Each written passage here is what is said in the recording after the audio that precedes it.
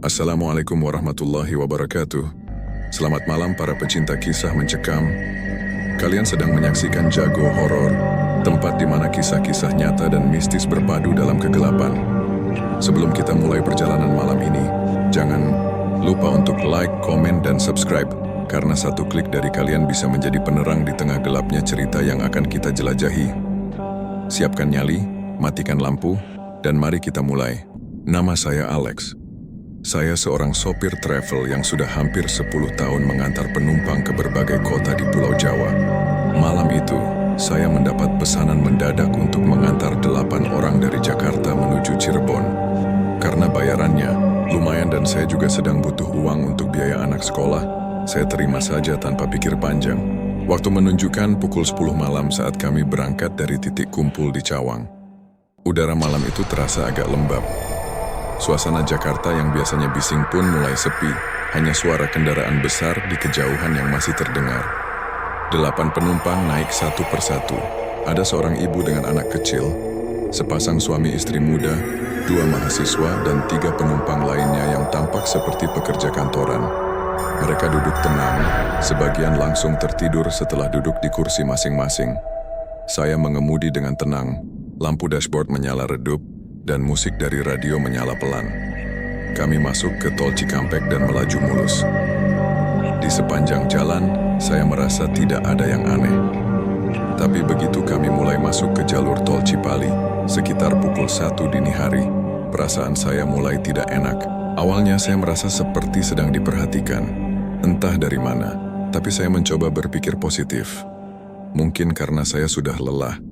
Saat melintas di kilometer 178, tiba-tiba seorang penumpang perempuan yang duduk di bangku belakang berseru pelan, "Pak, itu, ada perempuan berdiri di pinggir tol." Suaranya gemetar. Saya otomatis melihat ke arah yang dia tunjuk, tapi saya tidak melihat apapun, hanya bahu jalan yang gelap dan semak-semak kecil di sisi tol. "Ah, mungkin cuman bayangan," pikir saya. Saya lanjut menyetir, mencoba tidak terlalu memikirkan hal itu. Tapi suasana dalam mobil jadi hening. Semua penumpang terdiam. Bahkan anak kecil yang tadinya rewel tiba-tiba tertidur. Beberapa menit kemudian, saya merasakan sesuatu yang aneh di setir mobil. Rasanya berat, seperti sedang melawan arah angin atau membawa beban berat. Tapi saya yakin mobil ini dalam kondisi baik. Saya baru servis 2 minggu lalu. Ketika saya mencoba menstabilkan setir, tiba-tiba radio mengeluarkan suara berisik, seperti suara orang berbisik cepat. Saya langsung matikan radio. Lalu, terdengar suara tangisan pelan dari kursi belakang. Saya lihat dari kaca spion, penumpang yang tadi melihat sosok perempuan itu mulai menangis dan menggigil. Seorang penumpang lain mencoba menenangkan, tapi tak lama kemudian dia berteriak keras dan tubuhnya kejang-kejang. Saya panik. "Bu, Pak, tolong bantu pegangin dia." Saya berhenti di bahu jalan untuk memeriksa. Mulut penumpang itu mulai komat-kamit, tapi suaranya bukan suara perempuan lagi. Suaranya dalam, berat, seperti suara pria tua yang serak dan penuh amarah. "Jangan lewat sini, kalian sudah ditunggu." Semua penumpang ketakutan. Suasana jadi kacau. Tapi anehnya, setelah beberapa menit, penumpang itu tiba-tiba pingsan. Ketika sadar, dia sama sekali tidak ingat apa yang baru saja terjadi. Saya mencoba menenangkan semua orang. Saya bilang mungkin dia hanya kelelahan atau masuk angin. Tapi dalam hati saya tahu ada yang tidak beres. Saya kembali ke kursi sopir. Sebelum menyalakan mesin, saya melihat ke arah semak-semak di luar. Saya melihat sesuatu, sebuah sosok putih, berdiri diam dengan kepala menunduk. Saya mengucek mata. Ketika saya lihat lagi, sosok itu sudah tidak ada. Saya menarik napas dalam-dalam. Saya harus melanjutkan perjalanan. Tapi dalam hati, saya merasa malam itu bukan perjalanan biasa. Saya tidak tahu bahwa itu baru permulaan dari malam paling mengerikan dalam hidup saya. Setelah kejadian penumpang kesurupan di bahu jalan tol Cipali tadi, semua penumpang terlihat cemas. Beberapa menunduk sambil membaca doa dalam hati, yang lain hanya diam membisu.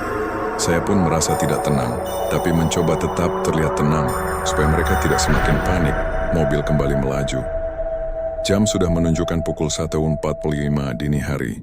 Jalanan gelap, hanya diterangi lampu mobil dan beberapa lampu jalan yang jaraknya berjauhan. Saya terus melirik ke spion, memastikan semua penumpang masih dalam kondisi baik. Penumpang yang kesurupan tadi sekarang tertidur, tapi sesekali dia menggumam seperti orang yang sedang mimpi buruk. Di kilometer 182, gangguan berikutnya mulai terasa. Mobil tiba-tiba seperti tersendat, padahal bensin masih penuh dan suhu mesin normal. Lampu-lampu dashboard sempat redup selama 2 detik, lalu menyala kembali. Saya sempat panik dan menurunkan kecepatan. Aneh, seperti ada yang menekan pedal gas dari luar. Lalu tanpa diduga AC mobil menyala sendiri padahal tombolnya dalam posisi mati. Dari kisi-kisi AC keluar angin dingin yang menusuk, bahkan lebih dingin dari suhu biasanya. Salah satu penumpang mengeluh, "Pak, AC-nya dingin banget. Bisa dikecilin?" Saya memeriksa. AC dalam posisi mati. Saya coba putar tombolnya, tapi tidak merespons. Saya mulai merinding. Saya ulangi gerakan memutar tombol, dan tiba-tiba AC mati sendiri. Bukan karena saya, tapi karena entah apa. Saya menelan ludah. Tanganku mulai basah karena keringat. Suasana makin mencekam. Salah satu mahasiswa yang duduk dekat pintu kanan tiba-tiba berteriak kecil, "Pak, itu di samping mobil. Ada yang lari." Ujarnya dengan suara gemetar. Saya menoleh cepat ke arah kanan. Sekilas, di balik cahaya redup jalan tol, saya melihat sesuatu melintas cepat di antara bayangan pepohonan. Gerakannya seperti manusia, tapi tinggi, sangat tinggi. Dan yang paling menakutkan, tidak ada suara sama sekali saat sosok itu melompat dari semak ke semak. Saya tidak berani berhenti. Saya injak gas, berusaha melaju lebih cepat, berharap semua ini hanya halusinasi karena kelelahan. Namun gangguan tidak berhenti. Radio mobil tiba-tiba menyala kembali, padahal sebelumnya sudah saya matikan. Tapi bukan lagu yang terdengar. Suaranya seperti siaran lama. Perempuan berbicara dengan bahasa Sunda yang lambat dan berat. "Tong leumpang, Teusadia, balik Dewi." Saya bukan orang Sunda, tapi saya tahu cukup banyak artinya. Kalimat itu kira-kira berarti, "Jangan lewat. Tempat ini bukan untuk kalian. Kembali saja." Saya langsung matikan radio lagi, tapi tidak berhasil. Suara itu tetap menyala walau tombol sudah saya tekan. Akhirnya saya cabut kabel radionya dari sumber listrik. Barulah suara itu hilang. Semua penumpang kini benar-benar ketakutan. Bahkan salah satu penumpang laki-laki mulai membaca surat Yasin dari ponselnya dengan suara pelan. Suasana dalam mobil seperti ruang pemakaman, sunyi, penuh ketegangan dan rasa dingin yang menusuk. Saya terus menatap lurus ke depan, tapi mataku mulai terasa berat. Bukan karena ngantuk, tapi karena tekanan yang luar biasa. Seperti ada energi tak terlihat yang menghimpit dari segala arah. Lalu, datanglah momen yang membuat saya benar-benar kehilangan arah. Saya melihat seseorang berdiri tepat di tengah jalan.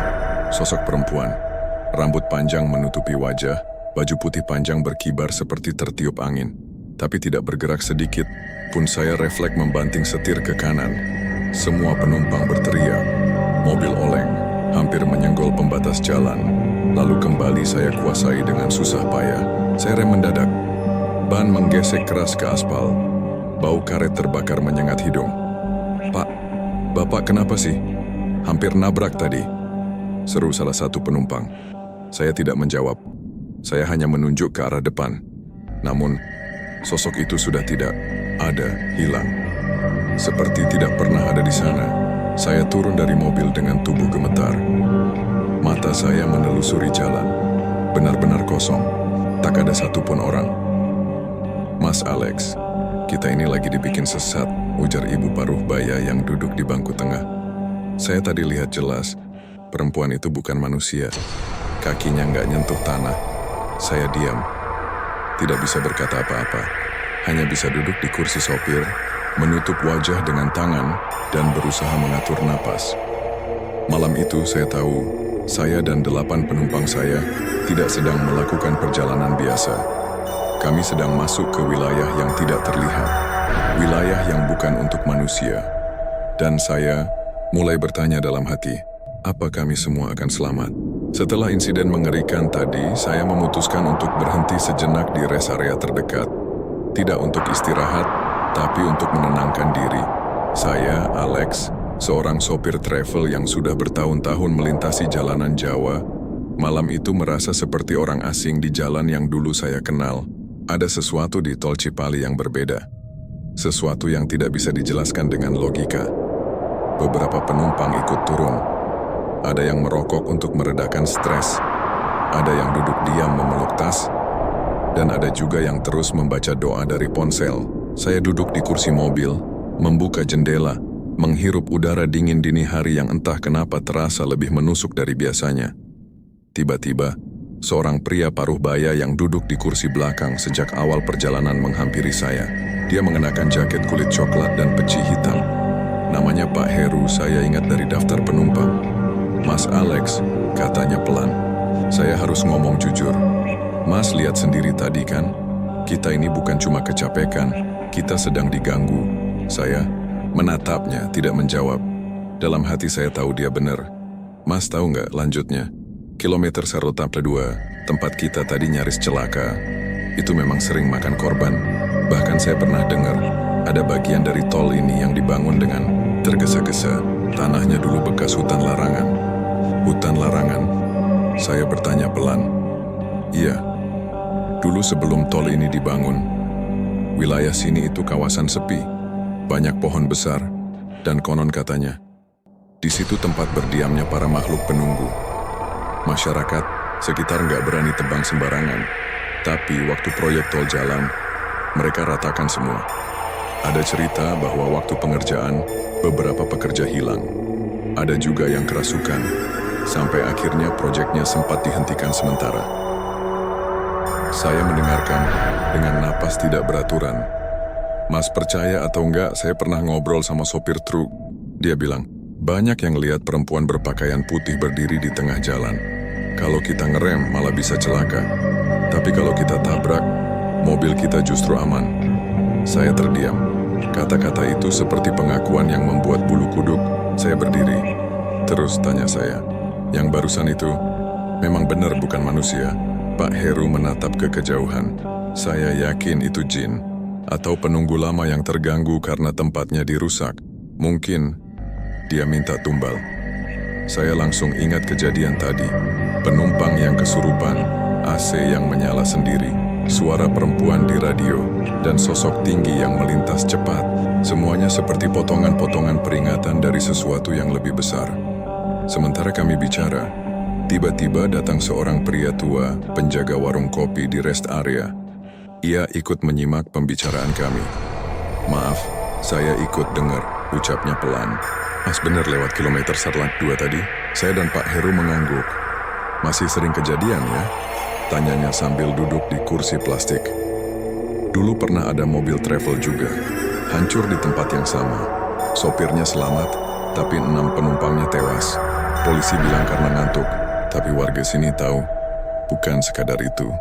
Semua kejadian selalu mirip. Ada sosok perempuan putih, ada suara di radio, ada kabut.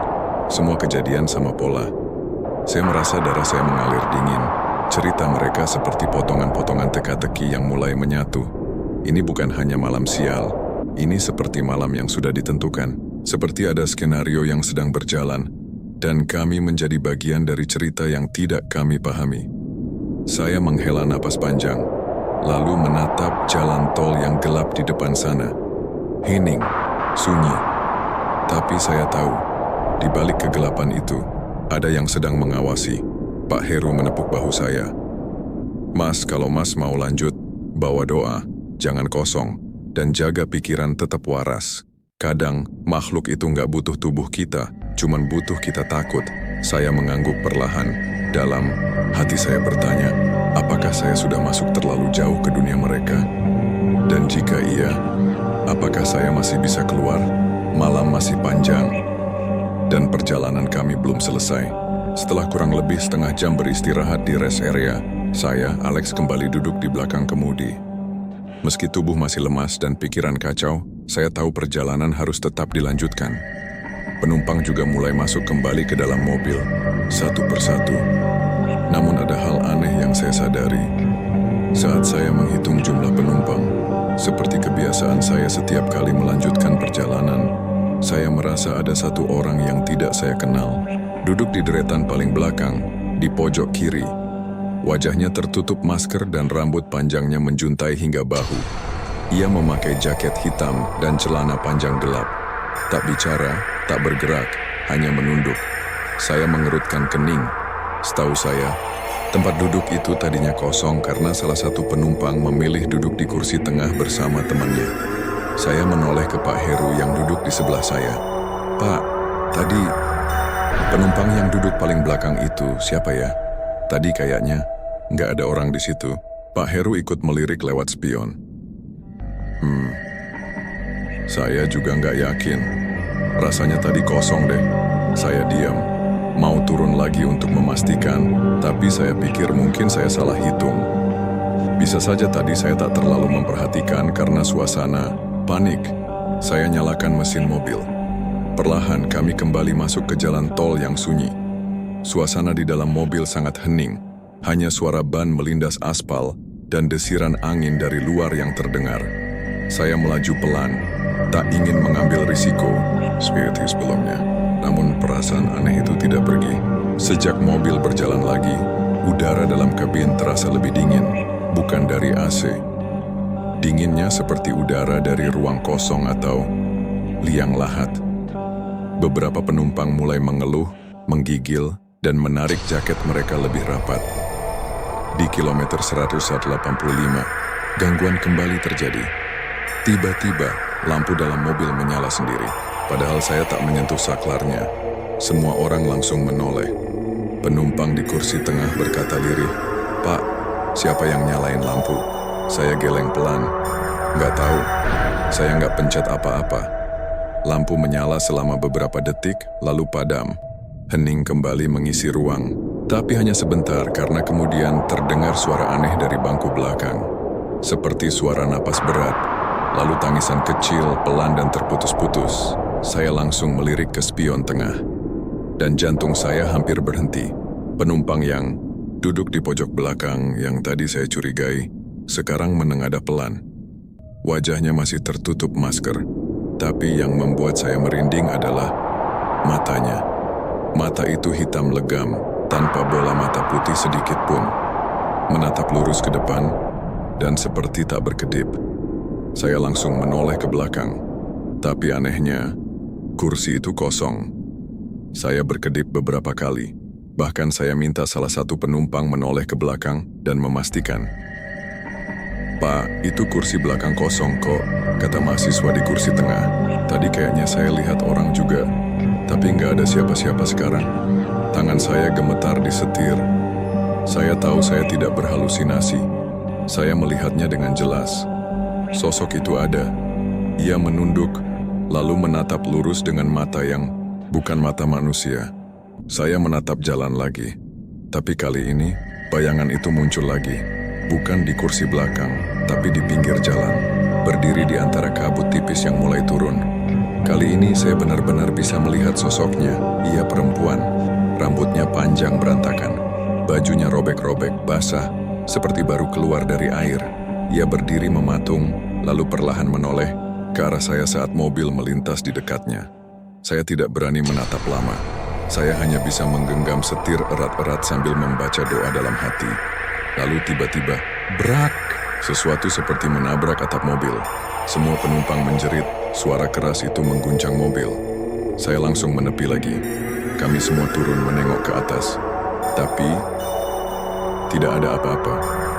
Tidak ada bekas goresan, tidak ada jejak, tidak ada tubuh. Tapi suara itu sangat jelas tadi, seperti tubuh berat yang menghantam dari atas. Pak Heru mendekat dan berbisik ke saya. "Mas Alex, saya rasa kita bukan cuma diganggu. Kita sedang ditandai." Saya menatap wajahnya. "Maksudnya?" "Satu dari kita bukan penumpang biasa." Saya diam. Nafas saya sesak. Malam itu, saya sadar, mungkin sejak awal, Mobil ini tidak hanya membawa 8 penumpang. Mungkin ada satu lagi yang ikut. Bukan lewat pintu, tapi lewat celah tak kasat mata. Setelah kejadian hantaman misterius di atap mobil, semua penumpang semakin panik. Tak ada yang bicara lantang, hanya bisikan doa yang terdengar dari beberapa sudut kursi. Saya sendiri duduk lemas di balik kemudi, tangan masih gemetar dan pikiran seperti kabur. Bayangan sosok perempuan tadi terus menghantui kepala saya. Saya melihat jam di dashboard, 3:15 pagi. Harusnya kami sudah mendekati wilayah Majalengka, tapi saya merasa seperti tidak bergerak dari tempat. Jalan yang kami lewati terasa sama terus. Aspal mulus, garis putih di tengah, lampu jalan yang jaraknya terlalu pas. Tidak ada mobil lain yang lewat. Tidak dari depan, tidak dari belakang. Saya mengintip sisa bensin. Masih cukup. Tapi kecepatan saya sudah pelan, hampir seperti merayap, Pak. Heru yang sejak tadi paling tenang kini mulai terlihat resah. Mas Alex, bisiknya. Ini jalan kok enggak habis-habis ya? Saya mengangguk pelan. Iya, Pak. Saya juga ngerasa gitu. Seperti kita muter-muter di tempat yang sama. Beberapa penumpang ikut mencuri dengar, lalu saling menoleh satu sama lain. Ketegangan makin terasa. Seorang perempuan muda yang duduk di kursi tengah tiba-tiba berkata dengan suara gemetar, "Pak, saya tadi sempat lihat jalan tol ini punya tanda KM 184. Tapi kayaknya dari tadi kita ngelewatin kilometer yang sama terus." Saya langsung memelototkan mata ke arah jalan. Dan benar, di sisi kiri jalan terpasang tiang kecil dengan angka KM 184. Saya menekan pedal gas lebih dalam. Mobil melaju lebih cepat. Dalam hati saya berharap itu cuma kebetulan. Tapi 10 menit kemudian saya melihatnya lagi. KM 184. Semua penumpang mulai panik. "Mas, kita kesasar. Kita muter di tempat yang sama. Ya Allah, ini jalan. Apa sih?" Saya berusaha menenangkan mereka. Meski hati saya sendiri sudah hancur oleh rasa takut. "Tenang, tenang. Mungkin ini cuma gangguan sistem GPS atau saya salah arah. Saya bakal coba cari pintu keluar." Saya fokus ke jalan, menyisir tiap tanda atau percabangan. Tapi tidak ada. Jalan ini seperti terus berulang. KM 184, KM 184, pas KM 184 sampai akhirnya, saya lihat ada yang berbeda. Di kejauhan ada semacam bayangan pintu keluar kecil dengan papan tulisan tua. Warnanya kusam, lampunya mati. Tapi saya bisa baca samar-samar. Keluar Watu Peteng, saya belum pernah dengar ada nama tempat seperti itu di jalur Cipali. Tapi karena tidak ada pilihan lain, saya putuskan mengambil jalur itu. Lebih baik menepi ke jalan kecil daripada terus muter di jalur tak berujung ini. Begitu mobil membelok ke jalan keluar itu, hawa langsung berubah drastis. Jalan menurun, bergelombang, dan sempit. Pepohonan besar tumbuh di kanan kiri. Cabangnya seperti mencoba meraih mobil kami. Suara serangga mendadak sunyi. Tidak ada suara sama sekali. Hanya deru mesin dan detak jantung saya yang seolah makin cepat. Di sisi jalan, saya melihat sesuatu, orang, atau makhluk, berdiri di balik pohon. Tinggi, kurus, matanya merah menyala. Hanya dia menatap mobil kami lewat. Saya terus melaju, tidak berani berhenti. Tapi penumpang di belakang mulai histeris. "Pak, ada anak kecil di tengah jalan." Saya menatap ke depan. Dan memang ada anak kecil, perempuan, rambutnya panjang. Ia berdiri tepat di tengah jalan sempit itu, menunduk. Saya injak rem kuat-kuat. Mobil berhenti hanya beberapa meter di depannya. Semua diam, tak ada yang berani turun. Saya nyalakan lampu jauh, tapi tubuh anak itu seperti tak terpengaruh. Ia berdiri diam lalu perlahan mengangkat kepalanya. Wajahnya, wajah tua. Bukan anak kecil, kulitnya keriput, matanya cekung, mulutnya penuh gigi tajam, dan ia tersenyum. Senyum yang bukan manusiawi. Seolah berkata, "Akhirnya kalian datang." Seketika, tubuhnya menghilang jadi asap. Dan suara seperti jeritan dari balik bukit menggema keras. Getaran terasa di lantai mobil. Penumpang menjerit. Saya tak mau tinggal lebih lama. Saya injak gas dan melaju tanpa arah. Jalan semakin sempit, semakin gelap. Dan tiba-tiba, jalan itu habis. Di depan hanya ada jurang. Saya injak rem. Mobil berhenti tepat di ujung tebing. Angin berdesir keras, seperti berbisik di telinga saya. Saya keluar dari mobil, menatap ke bawah. Jurangnya tidak terlihat dasar. Tapi di kejauhan, samar-samar saya melihat pantulan, seperti mobil lain yang sudah jatuh sebelumnya. Lalu, ponsel saya bunyi. Panggilan masuk, nomor tidak dikenal. Dengan tangan gemetar saya angkat. Alex, balik. Suara di seberang perempuan. Datar, tanpa emosi. Kamu belum waktunya. Tiba-tiba pandangan saya gelap seketika. Dunia seperti berputar. Dan saat saya membuka mata, saya kembali di tol Cipali. Mobil sedang berhenti di bahu jalan. Semua penumpang tertidur, seperti tak pernah terjadi apa-apa. Langit mulai terang. Fajar menyingsing perlahan. Saya menoleh ke kanan. Pak Heru masih di samping saya. Dia menatap saya dengan mata lelah lalu berkata pelan, "Mas, tadi kita kemana ya?" Saya tak bisa jawab. Saya hanya tahu satu hal. Kami sudah keluar dari jalan yang bukan milik manusia. Tapi belum tentu selamat sepenuhnya. Fajar sudah menyingsing. Langit mulai berwarna jingga pucat seperti menandakan malam telah pergi. Tapi bagi saya, Alex, malam tadi bukan sekadar gelap. Malam tadi membawa kami masuk ke dunia yang tak bisa dijelaskan. Dunia yang tidak semua orang bisa kembali darinya. Setelah terbangun di bahu tol Cipali dengan semua penumpang tampak tertidur, saya merasa semuanya seperti mimpi buruk. Tapi ada yang tidak wajar. Semua orang tertidur di posisi yang sama, dengan tubuh kaku dan mata terpejam rapat, seolah-olah mereka disetel untuk diam. Termasuk Pak Heru yang sebelumnya duduk di samping saya dan berbicara tentang hal-hal gaib, kini tertidur tegak seperti patung. Saya coba goyangkan tubuh Pak Heru. Pak Heru? Bangun, Pak. Tidak ada respon. Saya panik. Lalu saya turun dari mobil dan membuka pintu-pintu penumpang satu persatu. Saya mengguncang mereka dengan lebih kuat. Tidak ada satupun yang bangun. Tapi tubuh mereka hangat, detak jantung masih ada. Seperti tubuh mereka tertahan dalam tidur yang dalam. Saya mundur pelan tak tahu harus apa, lalu tiba-tiba ceklek.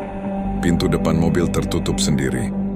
Mesin menyala, padahal kunci masih saya genggam. Saya melompat masuk tapi tak bisa membuka pintu. Terkunci dari dalam. Saya ketuk kaca, saya gedor. Tapi mobil seperti hidup sendiri. Dan di dalam, perlahan, satu persatu penumpang mulai membuka mata. Tapi, bukan mata mereka yang biasa. Semua mata mereka hitam legam. Saya mundur, jatuh terduduk di aspal. Tiba-tiba, salah satu penumpang, anak muda berkacamata yang sebelumnya duduk diam sejak awal, membuka pintu mobil dari dalam dan turun. Ia berjalan pelan ke arah saya. Tapi cara jalannya tidak seperti manusia biasa. Kepalanya tertunduk, bahunya kaku, dan mulutnya bergumam tak jelas. Saya bangkit, bersiap lari. Tapi dia tiba-tiba berbicara. Jalan ini, minta korban. Suara itu, bukan suaranya. Bukan suara manusia. Lebih seperti bisikan dari balik liang. Berat, bergema. Dan terdengar seperti suara banyak orang dalam satu mulut. "Siapa kamu?" teriak saya. Pemuda itu mendongak, dan saya melihat matanya kembali putih, tapi bibirnya tersenyum lebar tidak alami. Ia menunjuk ke arah mobil. 5 tidak akan kembali. Yang lain akan jadi pintu. Saya menatap mobil, dan tiba-tiba kelima penumpang yang duduk di bagian belakang mendadak kejang. Tubuh mereka bergetar hebat, lalu terdiam. Saya lari mendekat membuka pintu belakang. Saya guncang tubuh mereka. Tapi semuanya sudah dingin. Mereka meninggal. Tubuh mereka masih duduk di kursi, dengan posisi seperti orang tertidur. Tapi wajah mereka pucat, bibir membiru, dan bola mata membalik. 5 orang tewas. Begitu saja. Saya mundur dengan tubuh gemetar, sementara sisa 3 penumpang lain mulai sadar. Mereka bingung, lalu histeris melihat teman-teman mereka sudah membeku tak bernyawa. Pak Heru akhirnya tersadar juga. dan langsung menarik saya menjauh. "Mas, kita harus bakar dupa atau apapun. Ini bukan gangguan biasa. Kita masuk ke tempat yang tidak seharusnya kita datangi." Saya menatapnya tajam. "Apa maksudnya waktu Bapak bilang satu dari kita bukan manusia?" Pak Heru menelan ludah menatap ke arah pemuda berkacamata yang kini berdiri jauh di pinggir tol, memandangi jurang kecil. Saya rasa dia bukan orang biasa. Saya rasa dia yang membawa kita masuk ke dimensi itu. Saya tercenung. Pemuda itu sejak awal memang tidak bicara. Namanya pun tidak saya ingat dari daftar, seolah-olah dia tidak pernah terdata sebagai penumpang. Tapi kenapa saya tidak sadar? Saya mendekati pemuda itu perlahan. "Siapa kamu sebenarnya?" Ia tidak menjawab, hanya tersenyum. Tapi dari senyuman itu, saya tahu dia bukan manusia. Kemudian, tanpa aba-aba, tubuhnya tiba-tiba berubah. Kulitnya mengelupas perlahan, matanya meneteskan darah hitam, dan dari tubuhnya keluar bau busuk seperti daging terbakar. Ia menatap saya terakhir kali sebelum tubuhnya perlahan menghilang menjadi debu dan lenyap terbawa angin pagi. Saya, Pak Heru, dan 3 penumpang lain berdiri terpaku. 5 nyawa hilang. 1 sosok misterius lenyap. Dan kami masih belum tahu apakah semua ini sudah berakhir. Karena dari kejauhan suara di radio mobil yang sebelumnya rusak kini menyala lagi sendiri. Dan suara perempuan itu terdengar, "Ini belum selesai, Alex, ini baru permulaan." Pagi itu matahari sudah meninggi, tapi anehnya sinarnya tidak hangat seperti biasanya. Langit di atas tol Cipali terlihat pucat, seolah-olah ada selapis kabut tipis yang menutupi sinarnya. Angin pagi bertiup pelan, membawa bau aneh seperti tanah basah bercampur kemenyan. Saya, Alex, masih berdiri lemas di sisi jalan tol. Tubuh saya dingin, pikiran saya kacau. Mobil travel yang saya kendarai masih terparkir di bahu jalan dengan 5 jenazah penumpang duduk kaku di kursinya. Sementara 3 penumpang lainnya dan Pak Heru mulai sadar. Perlahan-lahan mereka menangis, berteriak, bertanya-tanya, semua dalam kondisi mental yang mulai rapuh. "Kita harus lapor polisi," kata salah satu penumpang perempuan. Suaranya serak karena habis menangis. Saya hanya mengangguk pelan meski dalam hati saya tahu apa yang baru saja kami alami tidak akan masuk akal di mata siapapun. Saya ambil ponsel. Tak ada sinyal. Bahkan jam di layar ponsel menunjukkan waktu yang tidak masuk akal. 2:44. Padahal jelas-jelas sekarang sudah pagi. Pak Heru mendekat dengan wajah khawatir. "Mas Alex, lihat sekeliling deh." Saya menoleh. Jalan tol yang biasanya ramai kini sunyi. Tak ada satupun kendaraan lewat sejak kami berhenti tadi. Tidak dari arah Jakarta, tidak dari arah Cirebon. Seperti dunia ini hanya milik kami. Berdelapan sekarang. Saya mengajak semuanya masuk ke mobil. Kami harus segera keluar dari tol ini. Bukan untuk menghindari polisi, tapi untuk mencari tempat aman. Mobil saya nyalakan pelan-pelan. 5 penumpang tewas tetap duduk di belakang. Kami tak punya cukup tenaga untuk mengurus jenazah mereka sekarang. Nanti setelah benar-benar aman. Mobil melaju, perlahan. Lalu sedikit lebih cepat. Setiap meter terasa seperti menjauh dari mimpi buruk. Tapi, rasa itu tidak hilang. Entah kenapa, semua pemandangan di sekitar terasa aneh. Pepohonan di pinggir, tol terlihat sedikit berbeda. Lebih tinggi, lebih gelap. Beberapa bahkan tampak bergerak, seperti menoleh. Kami lewat rest area. Tapi rest area itu bukan yang kami singgahi semalam. Bangunannya tua, papan-papannya reyot, dan tidak ada satu pun kendaraan di sana. Bahkan warung atau lampu pun tak menyala. Apa ini rest area yang sama? Tanya salah satu penumpang pelan. Saya tidak menjawab. Saya hanya melaju lebih cepat. 15 menit kemudian, kami akhirnya melihat gerbang tol keluar. Lega rasanya. Tapi saat saya mendekat ke papan tulisan gerbang itu, jantung saya serasa berhenti berdetak. Tertulis, Gerbang Tol Sinden Wetan. Saya belum pernah dengar nama itu, dan saya hafal betul seluruh rute Cipali sampai ke ujung. Nama itu tidak ada. Saya tetap melaju, berharap itu hanya perasaan saya saja. Setelah gerbang tol, kami memasuki jalanan kecil. Rumah-rumah mulai terlihat, tapi suasananya aneh. Semua rumah tertutup rapat. Tidak ada orang, tidak ada kendaraan, tidak ada suara ayam atau anjing, tidak ada kehidupan. Kami melaju terus mencoba mencari tempat ramai.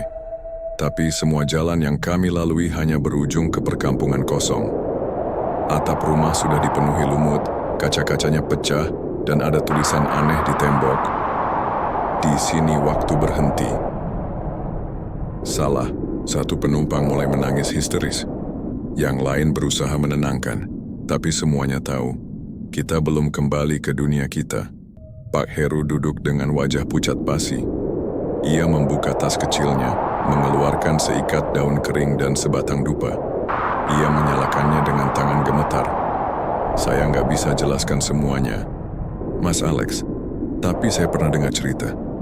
Kalau seseorang masuk ke wilayah gaib di jalan tol dan gagal menyerahkan korban secara utuh, maka yang tersisa akan dikembalikan.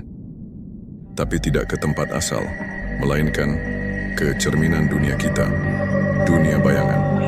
Saya menatap Pak Heru dengan dahi berkerut. Maksudnya kita di dunia lain? Pak Heru mengangguk pelan. Dunia ini mirip dengan dunia kita. Tapi bukan, dunia ini kosong, dan tidak semua bisa keluar dari sini. Tiba-tiba radio mobil menyala sendiri. Suara perempuan itu kembali terdengar. Kali ini lebih jelas, lebih dingin. 5 sudah kami terima, tapi pintu belum tertutup. Satu lagi harus tinggal, atau kalian semua akan tetap di sini. Semua orang terdiam, nafas kami membeku. Saya menatap kaca spion, melihat 5 jenazah yang masih duduk di kursi belakang. Lalu saya menatap 3 penumpang lain. Lalu menatap diri saya sendiri melalui bayangan kaca. Siapa yang harus tinggal? Apa maksud suara itu? Saya sadar kami sedang dipaksa memilih. Satu dari kami harus menjadi pengganti, tumbal, untuk menutup pintu antara dunia kami dan dunia ini. Kalau tidak, kami semua akan terkunci di dunia sunyi ini selamanya. Dan pada saat itulah, salah satu dari penumpang, perempuan yang sejak awal paling gelisah, perlahan berdiri, membuka pintu, dan keluar dari mobil tanpa sepatah kata pun. "Bu, mau kemana?" teriak saya. Dia menoleh, matanya berlinang. Saya yang bawa boneka itu. Boneka dari almarhum adik saya. Mungkin semua ini karena saya. Biarkan saya saja yang tinggal di sini. Sebelum sempat saya menahannya, tubuhnya perlahan diselimuti kabut putih. Ia tersenyum lemah, lalu menghilang begitu saja di tengah udara pagi yang kelam. Dan saat itu juga, dunia sekitar berubah. Langit menjadi lebih terang. Udara mulai terasa hangat. Rumah-rumah mulai terlihat normal. Radio kembali sunyi. Kami bertiga, bersama Pak Heru, kini hanya bisa duduk diam, sambil melihat jalanan kembali ramai. Klakson mobil lain terdengar. Waktu di ponsel kembali normal. Kami telah kembali, tapi tidak utuh. Kami bawa 5 jenazah, kehilangan 1 penumpang, dan membawa kenangan bahwa pernah di salah satu ruas tol Cipali, kami masuk ke dunia yang tidak pernah ada di PT. Dan saya tahu, pintu itu belum tertutup sepenuhnya. 2 minggu telah berlalu sejak kejadian itu. Mobil travel yang saya kendarai malam itu kini terparkir di kantor polisi sebagai barang bukti. 5 jenazah penumpang sudah dimakamkan oleh keluarga masing-masing. 3 penumpang yang selamat, termasuk saya dan Pak Heru, menjalani pemeriksaan dan tes psikologi berkali-kali. Tapi hasilnya selalu sama. Kami dianggap tekanan trauma berat. Semua cerita tentang dunia bayangan, gerbang tol aneh, dan sosok gaib dianggap tidak masuk akal. Polisi menyimpulkan, kecelakaan akibat kelelahan pengemudi. Tapi saya tahu, Pak Heru tahu, kami semua tahu, itu bukan kecelakaan biasa. Sejak saat itu hidup saya berubah. Saya tidak bisa tidur nyenyak. Setiap malam saya mimpi buruk. Saya kembali berada di dalam mobil, melihat 5 penumpang perlahan membusuk di bangku belakang. Kadang saya mendengar suara perempuan dari radio, memanggil nama saya, pelan dingin, menyeret. Alex, saya berusaha mengabaikan semua itu sampai suatu hari Pak Heru menghubungi saya. Mas Alex, saya menemukan sesuatu, katanya dengan suara bergetar. Tolong temui saya di rumah teman saya di Subang. Ada yang harus Mas lihat. Tanpa pikir panjang saya berangkat. Perjalanan menuju Subang terasa sangat menegangkan. Setiap kali mobil melintasi jalan tol, jantung saya berdegup lebih cepat. Saya masih ingat jelas pemandangan gelap, kabut pekat, dan jalan panjang yang seolah tak berujung. Sesampainya di rumah temannya Pak Heru, saya disambut oleh seorang pria tua berpakaian serba putih. Namanya Mbah Rahman, seorang sesepuh spiritual yang konon telah puluhan tahun meneliti jalan gaib yang tersembunyi di jalur-jalur besar seperti Tol Cipali. Mbah Rahman menyambut saya dengan tatapan dalam, seolah-olah beliau bisa membaca seluruh ingatan saya hanya lewat sorot mata. Sampean sudah melihat sisi lain dari Cipali, katanya pelan. Itu adalah jalur para arwah sesat. Jalan itu dibangun menembus lahan-lahan tua yang dahulu digunakan untuk mengubur tumbal pembangunan. Jalan. Saya dan Pak Heru saling berpandangan. Jalan ini, lanjutnya, tidak hanya menembus bumi, tapi juga menembus dimensi. Di waktu tertentu, biasanya antara jam 2 dan jam 4 pagi, jalan ini akan berubah menjadi lorong tempat mereka yang tertinggal menjemput teman. Saya menelan ludah. Mereka siapa, Mbah? Makhluk halus, bukan jin biasa. Mereka adalah arwah gentayangan korban kecelakaan yang tidak tenang. Banyak dari mereka bukan korban kecelakaan alami, tapi korban tumbal pembangunan tol itu sendiri. Saya merinding. Ingatan tentang suara perempuan di radio dan pemuda berkacamata yang menghilang perlahan menjadi debu kembali muncul di kepala saya. Lalu, maksudnya, kenapa saya? Kenapa kami? Mbah Rahman mengambil sebungkus kain hitam kecil dari dalam lemari kayunya, lalu membuka isinya. Di dalamnya ada peta lama, peta jalur kuno di daerah Jawa Barat yang menunjukkan titik-titik persimpangan antara dunia manusia dan dunia gaib. Salah satu titiknya adalah lokasi di mana mobilmu mengalami kecelakaan. Saya melihat peta itu dengan mata berkaca-kaca.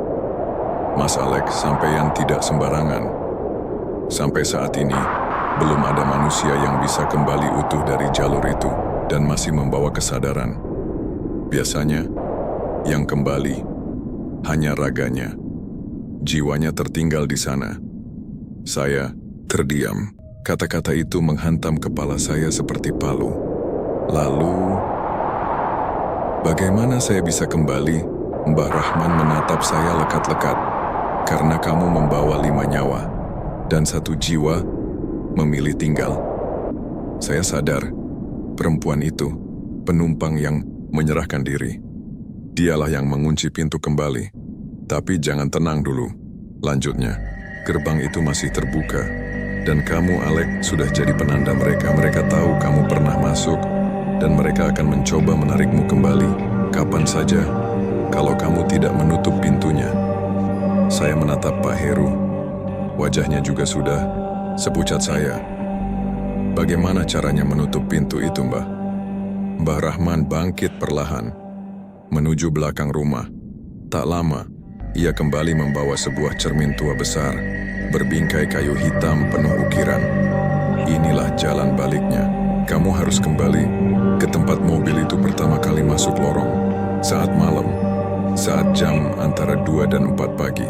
Tapi kamu tidak boleh masuk terlalu dalam. Kamu harus menghadapi satu hal. Hal apa itu, Mbah? Tanya saya pelan. Bayanganmu sendiri. Saya menatap pantulan di cermin itu. Untuk sepersekian detik saya melihat pantulan saya tersenyum, meski wajah saya tidak. Malam itu saya bersiap. Saya dan Pak Heru akan kembali ke lokasi kecelakaan. Bersama Mbah Rahman kami membawa cermin itu dalam mobil dan kembali menelusuri Tol Cipali. Jam menunjukkan 01.55 saat kami mulai mendekati titik yang sama. Udara mendadak menjadi dingin, kabut mulai turun perlahan, radio mobil hidup sendiri, dan suara itu kembali terdengar. Kamu kembali, Alex.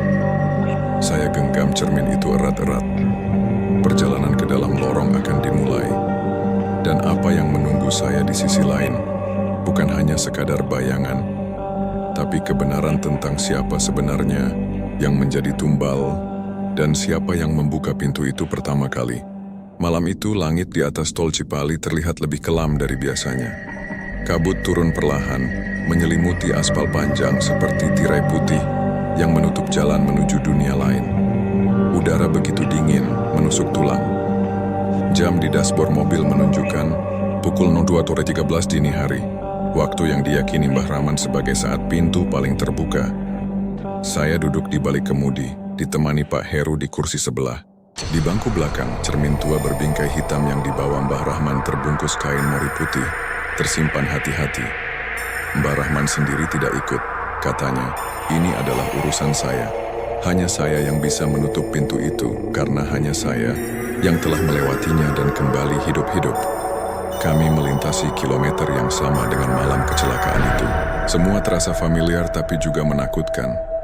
Pepohonan di pinggir jalan tampak lebih gelap, angin berhembus membawa bisikan yang tak jelas, dan lampu-lampu jalan mulai redup satu persatu, seolah menuntun kami menuju kegelapan. Mas Alex, kata Pak Heru dengan suara pelan, kita sudah dekat. Saya mengangguk. Tangan saya gemetar saat menggenggam setir. Jalanan mulai sunyi. Tak ada satu pun mobil lain lewat. Seolah-olah tol ini milik kami berdua saja. Dan tiba-tiba, bletak.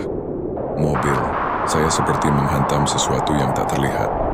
Tapi anehnya, tidak ada apapun di jalan. Mesin mobil mati mendadak, lampu padam, dan kabut semakin tebal. Radio menyala sendiri. Suara perempuan itu kembali terdengar. Pelan, tenang, tapi penuh ancaman. Kenapa kau kembali? Bukankah sudah kubiarkan kau hidup? Saya menelan ludah. Dengan tangan gemetar, saya mengambil cermin dari kursi belakang dan membuka kain penutupnya. Saat saya mengarahkan cermin itu ke jalan di depan, kabut seketika tersedot ke dalamnya. Dan di permukaan cermin muncul pantulan yang aneh. Saya, tapi bukan saya.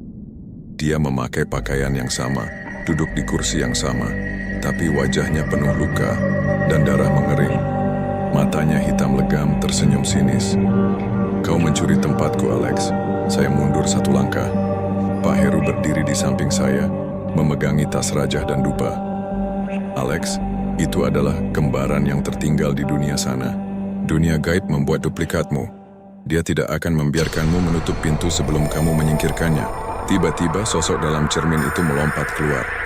Dengan cepat, dengan tubuh dingin dia menghantam saya dan menjatuhkan saya ke aspal.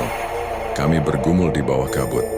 Saya bisa merasakan tubuhnya keras dan dingin, seperti batu nisan yang hidup. Matanya menatap saya dalam-dalam penuh kebencian. Aku yang seharusnya hidup. Aku yang selamat. Saya meronta. Dalam kepanikan saya mengingat apa yang dikatakan Mbah Rahman. Bayangan hanya bisa dikalahkan jika kamu tidak takut pada kebenaran tentang dirimu sendiri. Saya berteriak, aku memang selamat, tapi aku tidak pernah merasa hidup. Bayangan, itu terdiam. Sejenak, saya dorong tubuhnya sekuat tenaga. Lalu saya ambil cermin dan arahkan ke wajahnya. Dia menjerit. Tubuhnya mulai tertarik kembali ke dalam cermin. Tapi proses itu tak mudah. Tangan dinginnya mencengkeram pergelangan saya kuat-kuat. Saya hampir ikut terseret. Sampai Pak Heru memercikkan air dari botol kecil berisi air doa ke tangan saya. Lepas, ini bukan tempatmu lagi. Teriak saya. Sosok itu menatap saya terakhir kalinya. Tatapan penuh dendam. Tapi dia tidak bisa melawan lebih lama. Tubuhnya tersedot masuk ke dalam cermin dengan jeritan panjang, dan cermin itu retak. Krak! Permukaan cermin pecah seperti es yang meleleh. Kabut perlahan menghilang. Udara mulai hangat. Lampu-lampu jalan menyala kembali. Mesin mobil menyala sendiri. Saya terduduk lemas. Napas saya tersengal. Pak, Heru membantu saya berdiri. Kita berhasil, katanya pelan. Saya menatap ke langit. Bintang mulai terlihat. Jam menunjukkan pukul 03.59. Gerbang itu telah tertutup. Tapi perasaan aneh masih menggelayuti dada saya. Saat saya melihat ke kaca spion mobil, sekelebat bayangan hitam melintas. Tapi kali ini tidak menakutkan, hanya mengingatkan. Kami kembali ke rumah Mbah Rahman keesokan harinya. Cermin itu dibakar dan dikubur dengan doa-doa khusus. Mbah Rahman berkata, gerbang sudah terkunci, tapi Cipali tetap menyimpan rahasia. Akan ada yang membuka pintu itu lagi, cepat atau lambat.